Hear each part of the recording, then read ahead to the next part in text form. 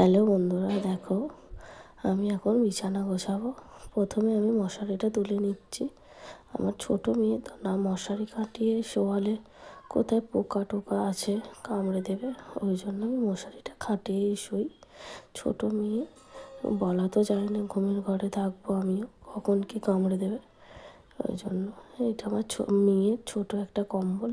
আমি আমার মেয়ে আলাদা আলাদা কম্বলে, কারণ ও ছোটো, কেমনভাবে শুতে চাইবে ওর নিজের মতো করে, ওই জন্য কয়েকটা ছোটো কম্বল দেওয়া হয়েছে।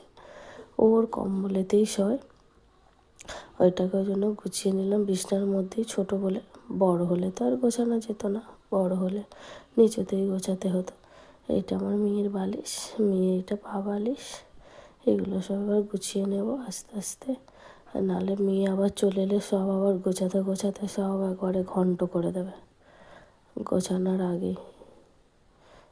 আর এইগুলো রেখে দিয়ে এবার আস্তে আস্তে বিছানার চাদরটাকে একটু টান টান করে নিয়ে একটু ঝাঁটা দিয়ে ঝেড়ে দেবো। আমি মেয়েটা এসে গেলে একবারে সঙ্গে সঙ্গে সব ঘন্ট করে দেবে, কিছু বলা যাবে না, বললেই এত কাঁদবে ধারণার বাইরে।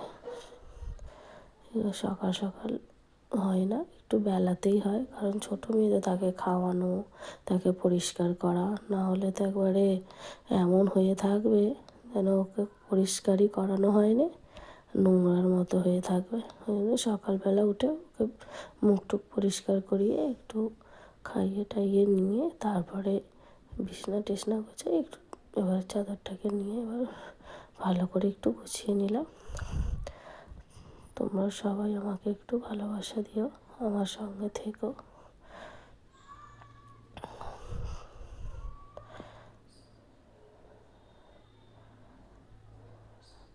ভালো করে ঝেড়ে নিই, না হলে কোথায় ধারে পিঁমড়ে বলো পোকা বলো থাকবে, তখন আবার কানে ঢুকে গেলে আবার আর এক বিপদ হয়ে বসে থাকবে। ওদের কিছু বলতে পারবে না, যে লাগছেই করবে।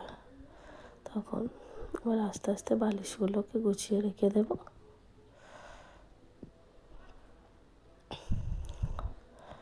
বালিশগুলো রোয়ারগুলো কাচা হয়েছে, পরানো হয়নি তখনও, ওই জন্য আছে, কিছু মনে করো না তোমরা প্লিজ।